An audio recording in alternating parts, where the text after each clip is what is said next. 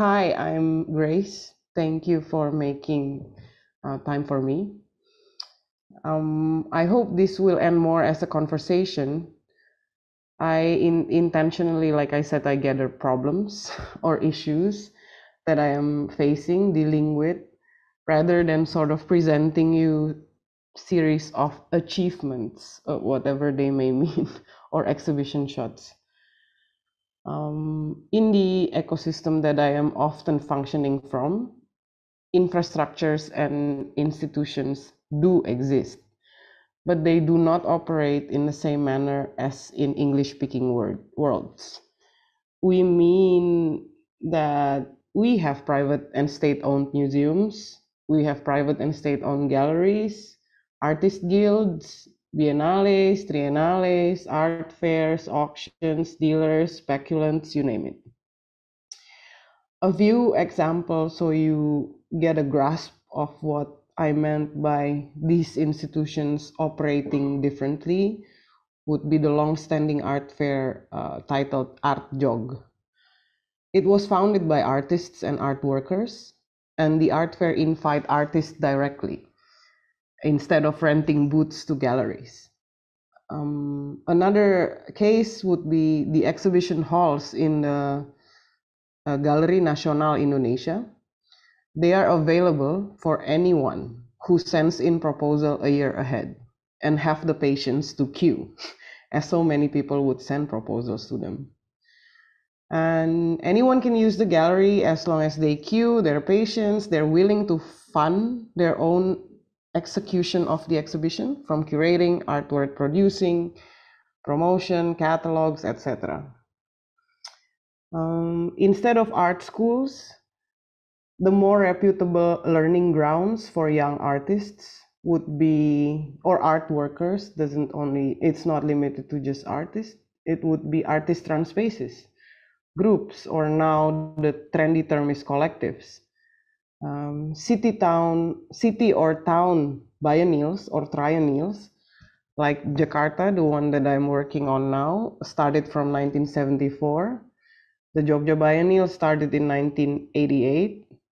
There are Makassar Biennial, East Java Biennial, Central Java Biennial, Klaten Biennial, Sumatra Biennial, etc. They are all government programs, but they are organized by artists and art workers, in a way by citizens. I'm telling you these differences between what is commonly understood as institutions in English and how it operates around us, not as a complaint or not to sort of victimize ourselves to the Western definition of things, but rather to introduce you to the landscape in the hope that it would get you to sort of understand why we do what we do in the way that we do it. And a little note, not everything is that different. Bureaucracies and paperworks do exist here, and they suck like everywhere else. They suck even more because we never understood why they are necessary. Every new president translates to new government. Every new ministry would change the forms, the organization, and the paperwork that comes with it. Anyway, like anywhere else, the art ecosystem is surely one of the privileged ones. But I think the generation of practitioners that sort of started working in mid-2000s or 2010 are not the generation who wanted to destroy the system or dismantle the system or the structure. I like to think that my generation of practitioners, and hopefully the younger ones, or seemingly the younger ones, actually strive to renovate or strive to reconstruct, refurbish, or customize the existing system for the system to work for us, to work with us, and not against us. I am, or many of us are, really not against paperwork and bureaucracies. Believe it or not, we even try to make them for us, work for us. Okay, I'm going to share you three things. Well, to be more exact, it's three practitioners that have been lingering around my thoughts that I have been eager to sort of share to the universe, or at least to the people around me. Generally speaking, what are the chances that I would have to share them other than Instagram or social media or exhibitions or festivals? I am not an expert on social media, so I'm hoping that afterwards we can talk about how might we show them, how might we exhibit them. What would suit more, like exhibitions, festivals, or whatever kind of format, and why? What might be the consequences of these actions, if it's a show, if it's a festival, or whatever, to them? The first is it's found in 2018. This is Rempah Embassy, a public spice service agency using herbs and spices as a pretext. Rempah Embassy tries to collect stories, myths, as well as historical facts, and cultivate them in a fresh and contemporary way. One could even argue in a hipster way. They are based in Majalengka, which is known as the city of wind because of its geographical location. It's located in between two mountains, really in the slopes of Mount Ciremai, where the wind sort of like is blocked by the mountains, so it circulates in their area. It's the area with the hardest blowing wind in all Java Island. Majalengka in the dry season, wind speed can reach 30 knots or 56 kilometers per hour. This makes this make the climatology center in Java located in their area. In a way, not in a way, but what you can see in front of you are products made by local herbs, local spices. It's Rempah Embassy's products. How they analyze their environment is that because it's the center of the wind in Java, so people in Majalengka need to sort of supplement their body to make their body resistant to cold and that kind of influenza and stuff like that. There is a term in Bahasa which is called masuk angin, or literally in English, enter by wind. It doesn't make complete sense, but it basically means all the little sickness that you have, starting from dizzy, runny nose, stomach ache. It's called enter by the wind because usually it's caused by hanging out in the outdoor for too long or riding a motorbike without a jacket. So, Rempah Embassy processes the surrounding flowers and spices such as butterfly pea, hibiscus, ginger, lemongrass to be like a bodyguard that supplements Majalengka citizen from cold. Red, yellow, and blue colors you see in the bottles, like the medicine bottles, is, maybe some of you can guess, is reminiscent of a Dutch artist, the totem of modernism, who are famous for his works that always play with compositions of red, yellow, and blue. Yes, it's Mondrian, and the series it's called Breh, which is the other way of spelling herb. Breh, the herb, Breh, the series of Majalengka Mondrian. That's how it's called. This is their cafe in the left, and on the right is their mobile card. Youth and teens in their area know them more as like a coffee shop, and they do make good local coffees too. When I ask, like, aren't you supposed to be like spice agency? Why are you making coffee? And they basically claim that categorically coffee are spices too. They have a permanent setup, the one you see on the left, which is located in a very popular where people would play live music or do folk performances. It's a restaurant, also a restaurant called Saung Eri. And the mobile carts you see on the right is like a pop-up thing that they do in local concerts, local like weddings, any kind of smaller scale events they would pop up.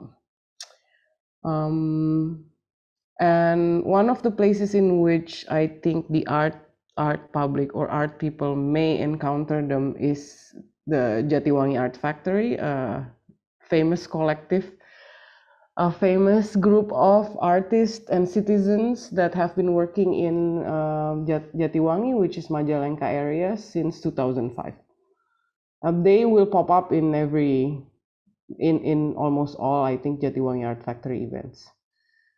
So youth and teens in their area really, like, from knowing nothing about these herbs and spices, which is actually something that your parents would teach you to drink, but you would avoid because they don't taste good as a kid.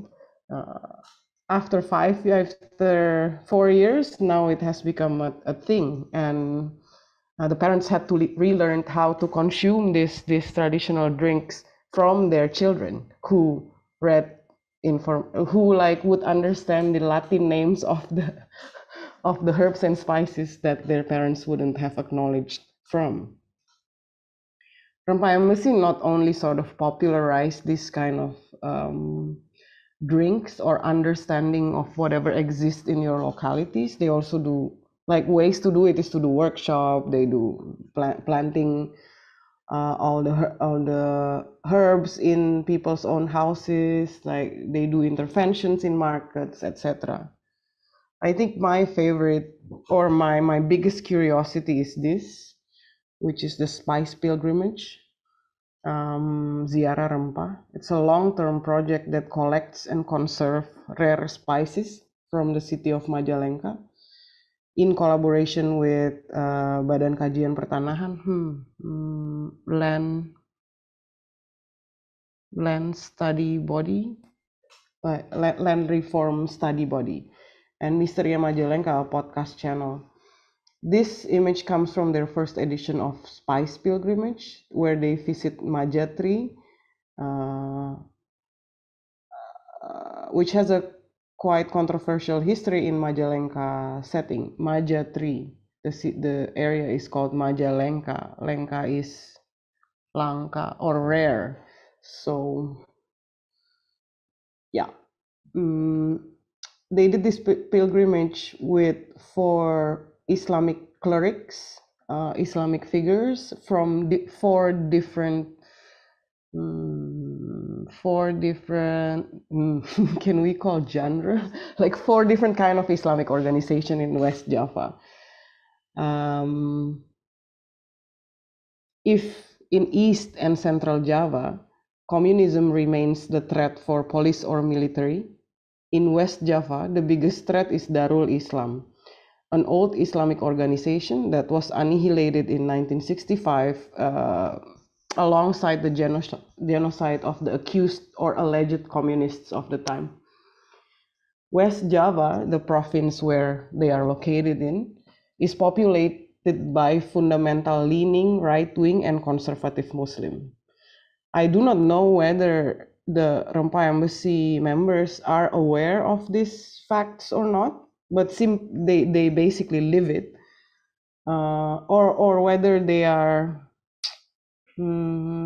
informed in the different versions of the Darul Islam history, and not the version that our school or our state are teaching us, but by the things that they are doing, it seems like it's even if you do not know the facts, how to face it, how to deal with it is something that you embody in your livelihood. Certainly, it helps to explain why West Java population is more Islamic than other parts of Java. It's hard to explain, it's hard to claim, and I don't think there is like at least one very easy reference to point on that matter. But something that I learned and then carry with me by heart is once I went to like a police office in Majalengka and I saw like a mapping on their wall that says danger potentials in their area, in their district. All police offices would have this, but in other places where I've seen this mapping, the pins would be red, which means communist groups or old communist groups locations. In West Java, not only Majalengka, the pins were green, which actually is a legend for the right-wing Islamic groups.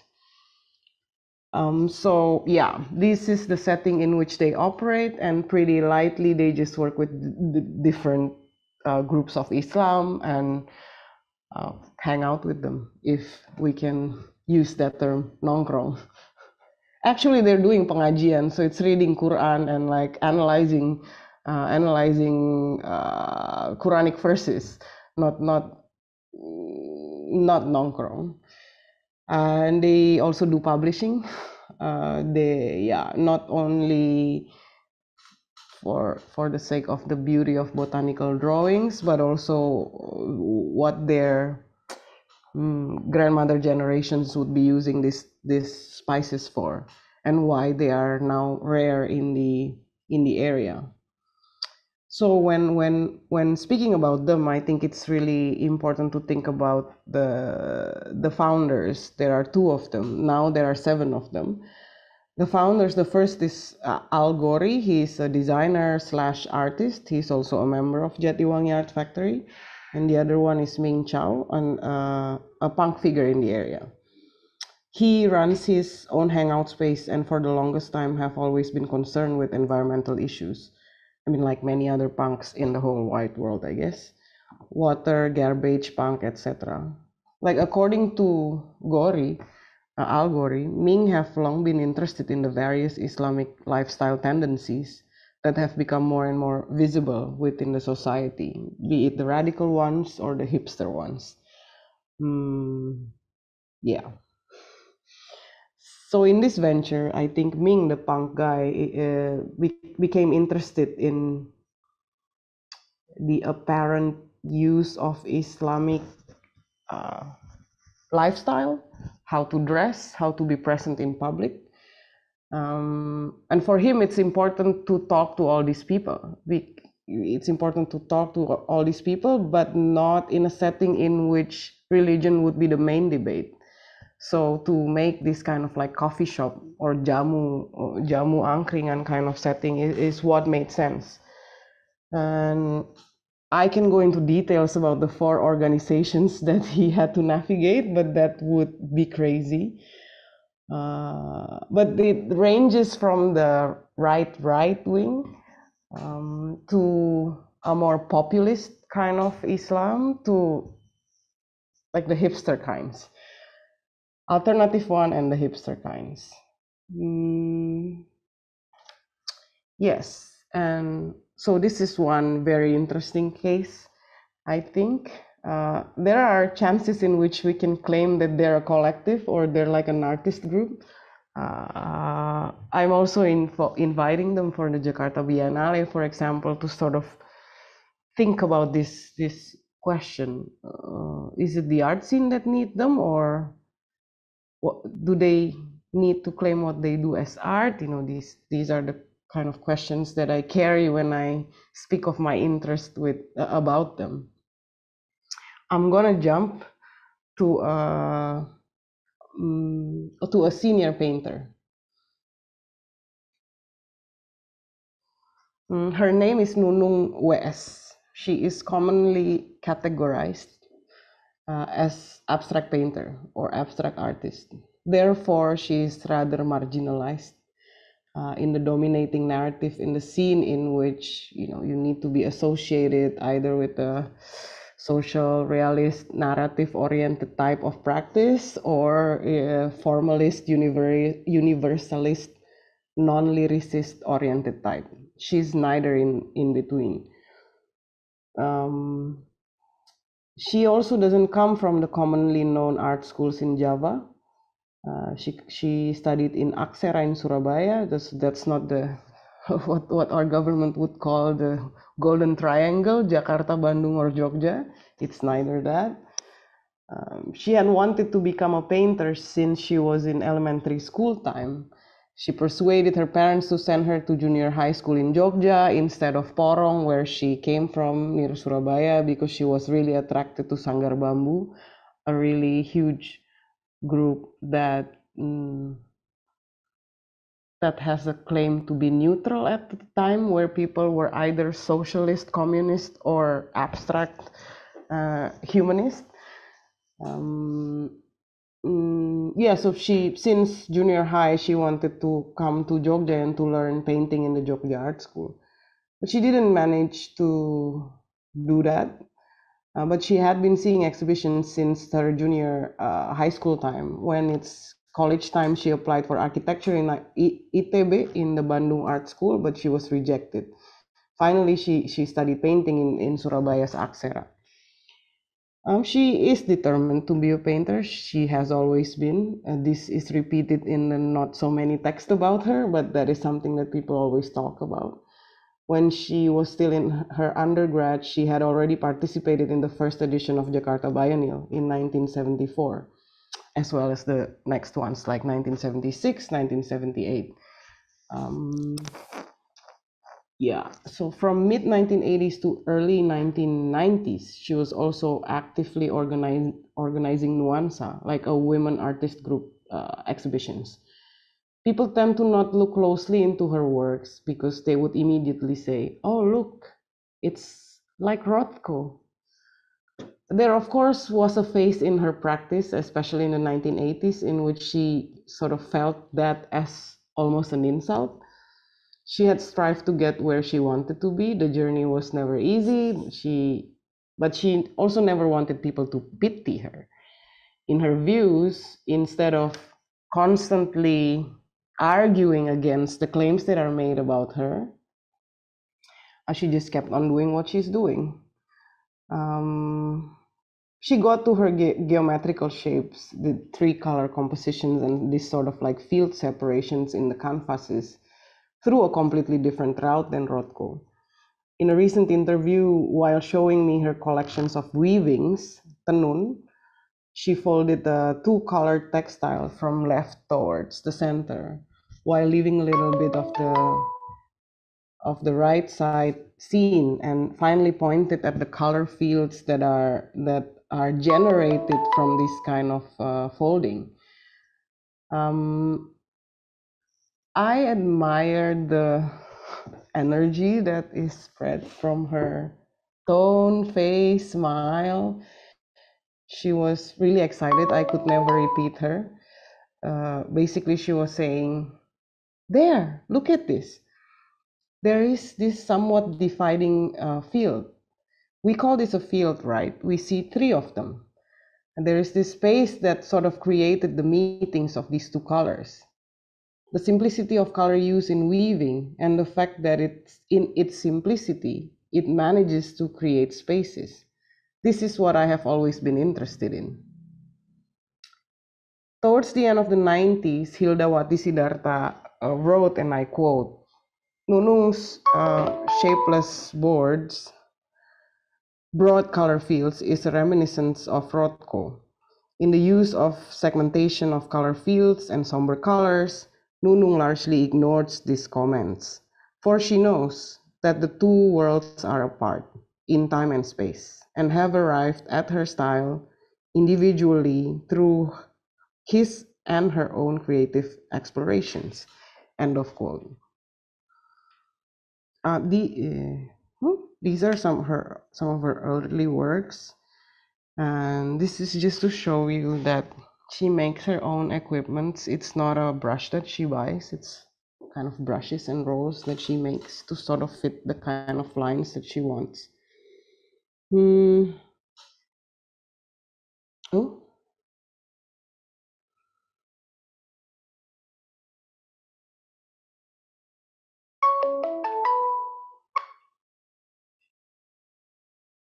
I lost several images. I don't like this. Wait, sorry.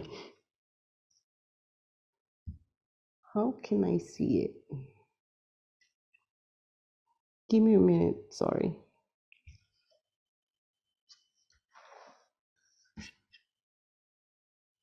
No.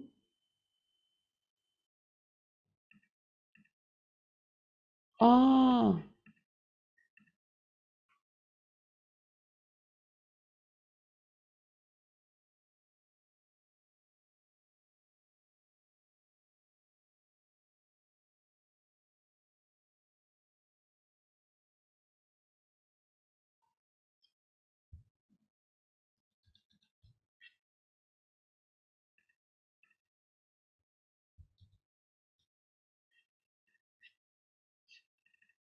sorry, I really did lost some of her works from the 70s, but maybe I can. There is this sense of perfection that she strives in her paintings, in the same way that she deals with her neighborhood. That she was Ibu RT, she was the chief of the neighborhood for a very long time. And in ways that she organized the different groups that are in her that are her neighbors, really looks spiritually feels like the colors. And I've been talking to her for 2 years. I've been trying to find ways, how do we talk about this? How do we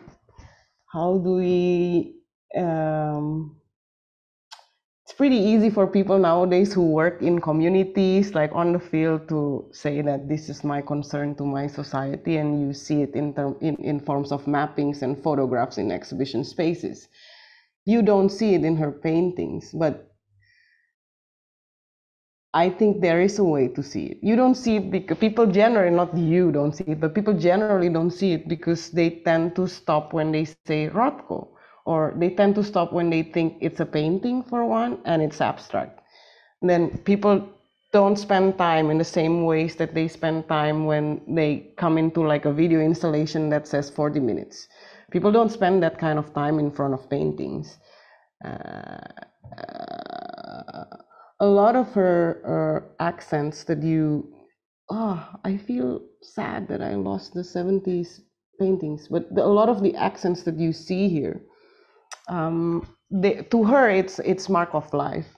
If you understood not only Arab, but also Japanese calligraphy, the accents that are added to, or Japanese, I mean not Japanese, Japanese calligraphy, there are accents that sort of changes the word or the panggalan, there are accents that changes the word. And these accents also give these words life. That's how she's treating all these like surprising or uncontrolled elements that are on her paintings. And to no, I mean, I have lots of folders. It's gonna take me a long time to find them, but we can come back to it when I go through everything. This is the last of the three. He is a weird one. His name is Danarto. He was born in 1940. He passed away in 2018. I've lost of interest in his practice. I have lots of material. I don't always know what to do with it. I'm gonna show you this. Oh, I remember correctly. I'm gonna show you this. The installation is of like a bewildering array of blank canvases. Oi! How do I kill the sound? Okay. The photo description simply said rounded and squared canvases, a work of Danarto. An undergrad thesis by now renowned curator Asikin Hasan basically described this as Danarto made several circles that are arranged in harmony, hung with strings. The circular shapes generated shadows on the wall and the floor. Existing photo documentation surely are not doing any justice to the work. But at least in these photos, you can sort of see shadows and how these shaped canvases were not attached to one another. All these shapes were individually hung with strings. The more I dug, the more I realized that these pictures came from a 1979 exhibition. It was not the first time that Danarto exhibited these blank canvases. There was another blockbuster exhibition from 1974, slightly before the first edition of the Jakarta Biennial, where he exhibited what Bambang Bujono, a very famous critic, would call the canvas form as subject matter.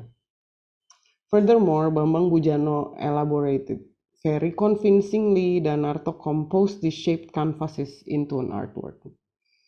His consciousness towards forms is reflected through the act of not needing to draw or add any more element onto his canvases, be it lines or colors. The forms and array of all these canvases are manifestations of his ideas, and it worked really well. Danarto's use of collaged mirrors in this installation gave a great lighting effect that raises a very particular experience on his work. This sort of meticulous consideration of arrangements wasn't a simple gesture of wanting to be bizarre or wanting to be new.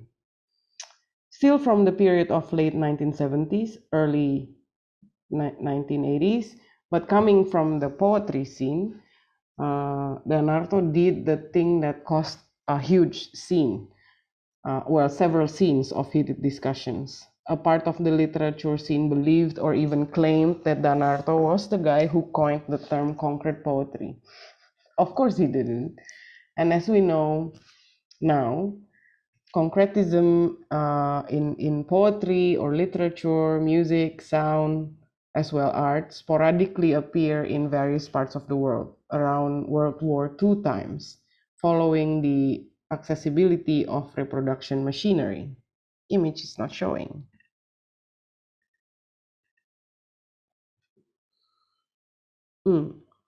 Following the reproduction machinery such as printing technology or radio for mass consumption.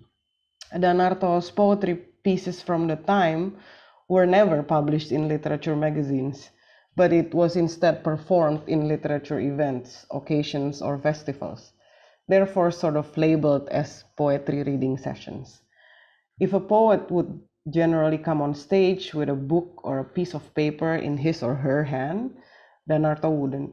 His poetry reading would, for example, involve a view of his paintings, a box from which a roll of toilet paper would appear. The toilet paper has writings that says kata kata kata or word in English.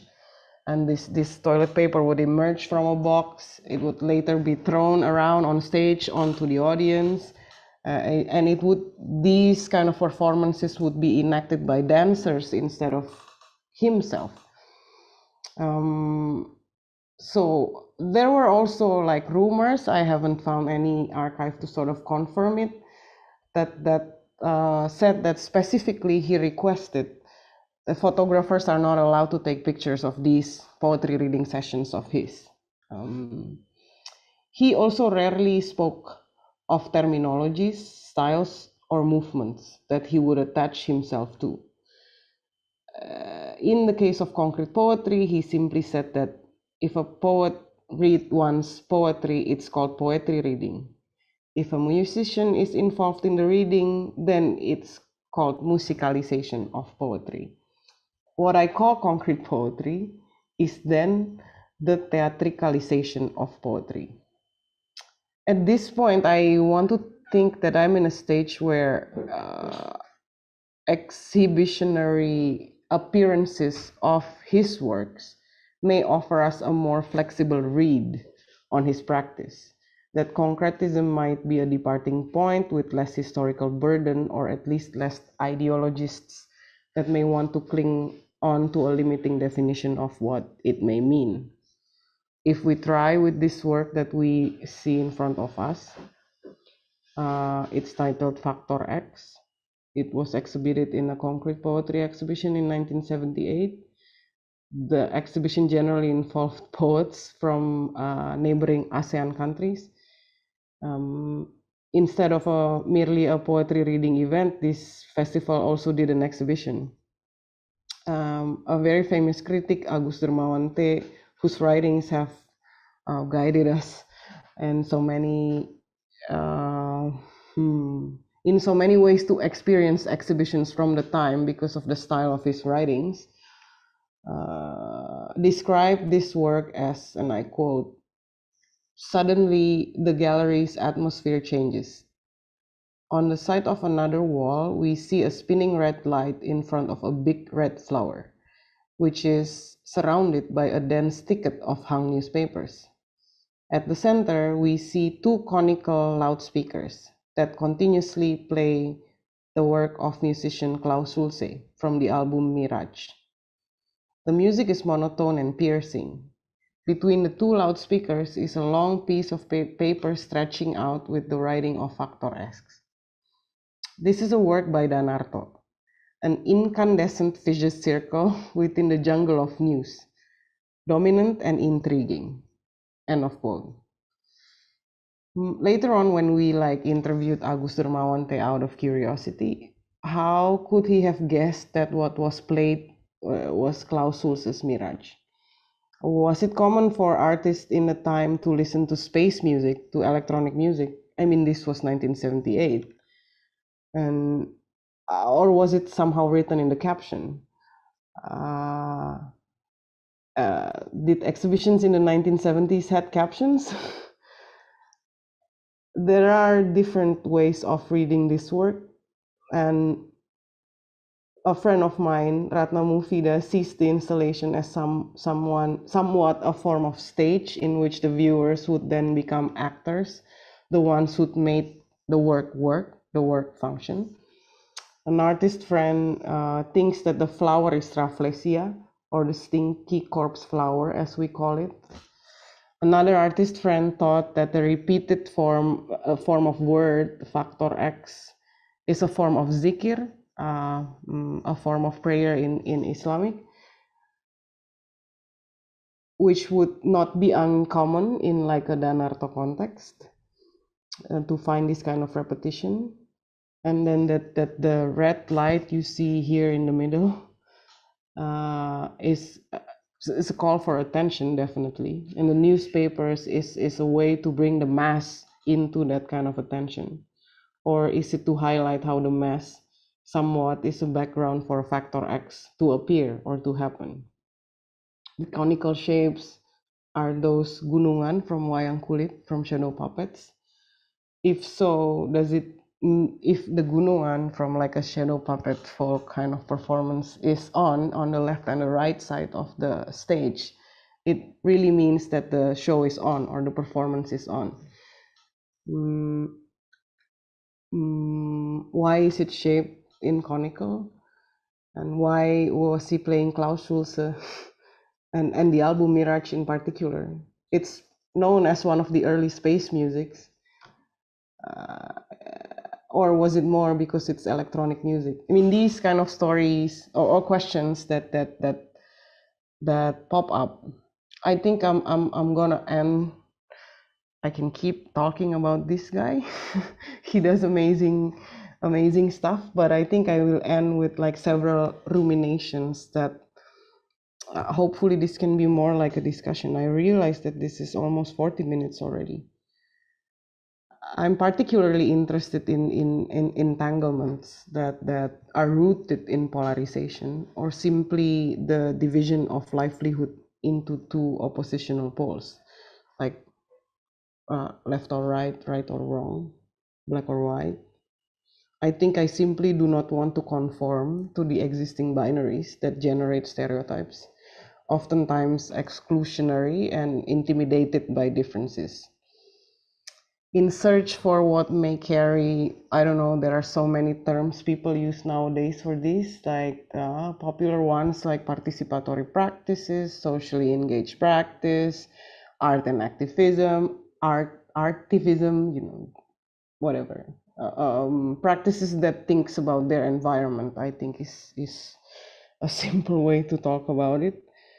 Yeah, in search of what may carry those qualities in the things that I do amongst those who I have been working with, I thought of vocations, the people that I have committed myself to or that I'm interested in, be it artists, art workers, scholars, academics, or anyone really. They tend to treat their work a little bit more than their formal or professional requirements. They seem to always be doing slightly more than what they are expected to. And somehow I find myself to be so too. I often dwell on why. A lot of times I had to stop pondering because there's always something else to do. At this point in time, I think this attitude of doing a little bit more is something that I can offer as a baseline for discussion. To many extent, I really think that the attitude of doing a little bit more is rooted in somewhat an epistemic disbelief of having to be part of a system in order to change the system. The system refers to like institutions or whatever.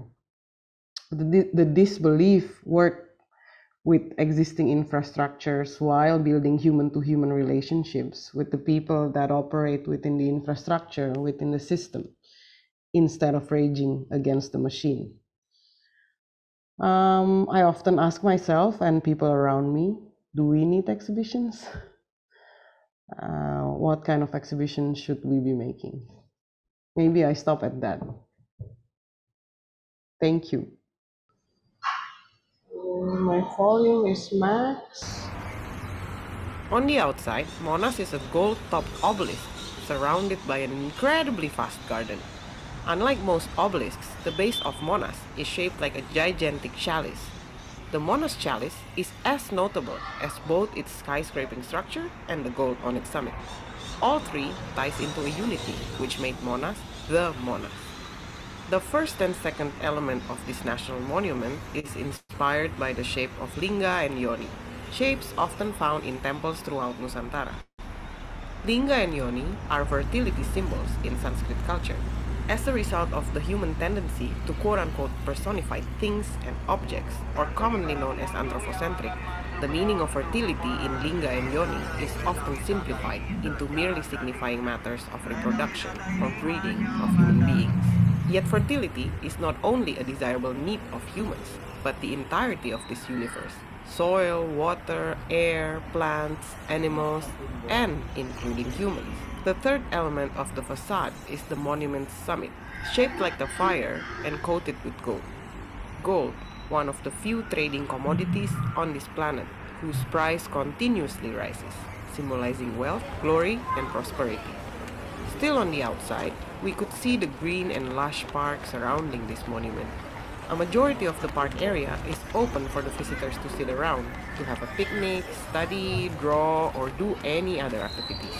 In short, the impression we get outside of this monumental structure is that it's majestic yet convivial, open to everyone, even inviting people to come and to spend some time inside. Empirically, how Monas is designed to be experienced by us as visitors has been well thought through. To enter the building structure, whichever gate we pass through, we must go around the Monas chalice before being directed to the ticket box located in the underground basement. What do you imagine to find in a place named the National History Museum? Would it be photographs, diaries of the national heroes, or historical artifacts? Neither are actually inside this museum. That being said, let's just call this place the Monas Museum. So, what is actually inside this museum? 52 domes, filled with dioramas narrating the history of Indonesian struggle, going back to prehistoric times. What's a diorama? In 1822, the term diorama was coined by a theater stage painter and photographer from France, Louis Daguerre. The word originated from horama, a Greek word meaning panorama, joined with the French prefix di, which attribute the following word to double, exceed, transcend, surpass, etc. Together with Charles Marie Bouton, Daguerre invented an attraction, a show where the audience sit in a dark room watching a landscape painted on see-through fabric cast with several types of lights, resulting in an effect resembling the transition from day to night. Productions of optical illusion advanced along with the dawn of this invention. As seen in Museum Monas and many other museums in Java, dioramas are made as reconstruction of past events, presented using figurines and objects displayed inside a dome, completed with its surrounding landscape, be it out in the nature, indoors, even cityscapes. And who gets to decide which scene is important to be remade? Just like ordering clothes to a tailor, dioramas are made by the client's need and requests. Certainly, the tailor's craftsmanship and style would manifest on the clothes that they make. However, isn't it that we choose a certain tailor because we like how their clothes might suit us? Or at the very least, we've heard about or seen their work before. These dioramas in Museum Monas are the result of one quote-unquote tailor working for two different quote-unquote clients. Who is this tailor? Brother, you have been appointed by the team of historians to carry out the making of the historical dioramas, said President Sukarno to the quote-unquote tailor. The tailor was outright stunned. He had never even seen a diorama before. President Sukarno ignited his spirit. Would you be pleased if this diorama of the history of Indonesian nation is made by foreigners, such as those who made Madame Tussauds? This diorama is not for me, nor for the historians. These historical dioramas are made for the Indonesian nation, for the next generation. Mixed up between feeling cornered, proud, and frightened, the tailor immediately replied, "All right, sir, I will try." Knowing well how to heat up his conversation partner, President Sukarno ended the conversation by saying, "The revolution cannot be a trial." The quote-unquote tailor is one of the sculpture maestros in Indonesia, Edi Sunarso. At the time, in the early 60s, Edi was very busy. The art school where he devoted himself as an educator, ASRI, had just started establishing a sculpture course in 1960. Together with Hendro Jasmoro, Gregorius Siddhartha Sugio, Sabtoto Budiani, and friends, Edi was involved in building the basis of this new course. In 1965, a humanitarian tragedy took place in Indonesia.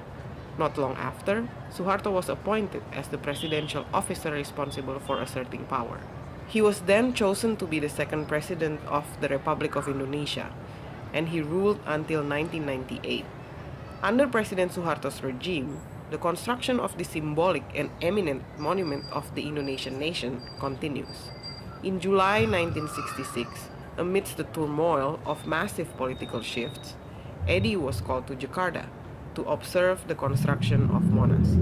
At the time, a number of dioramas in Museum Monas had already been installed. The remaining few were still being worked on by Edi, together with his students from ASRI, in his studio back in Yogyakarta.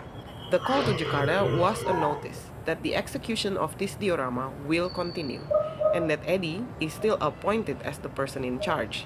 There will be no change in the workflow. The only thing that was going to change in this process is the seam of responsibility. The problem was, the new commissioner ordered alterations to the narratives of the dioramas. You might wonder, isn't this a historical diorama?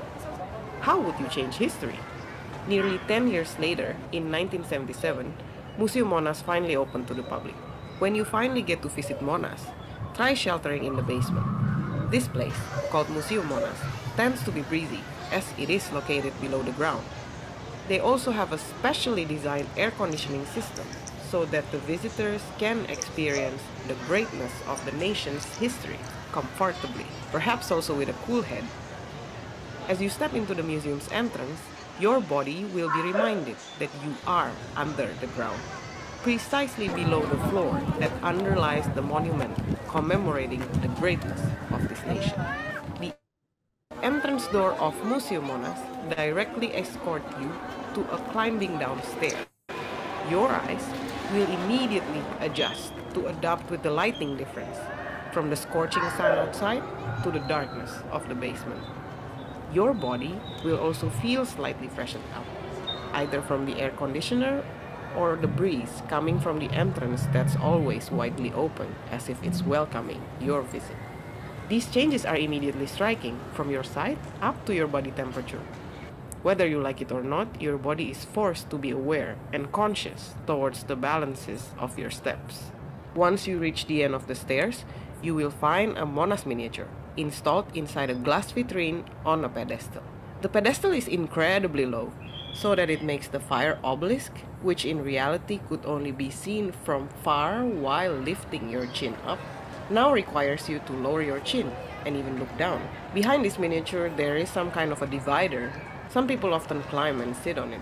At last, Monas' robust argons crumbles down.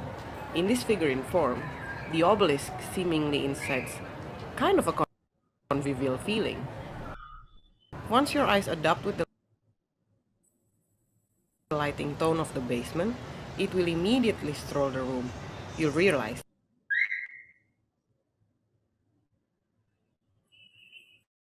that you've only done half of the journey down to the Monas basement. There is still another stairway, which will lead you to Oh, this is bad. the Monas Voya, to the National History Museum. The most fascinating scenery on this level is the crowd inside the museum.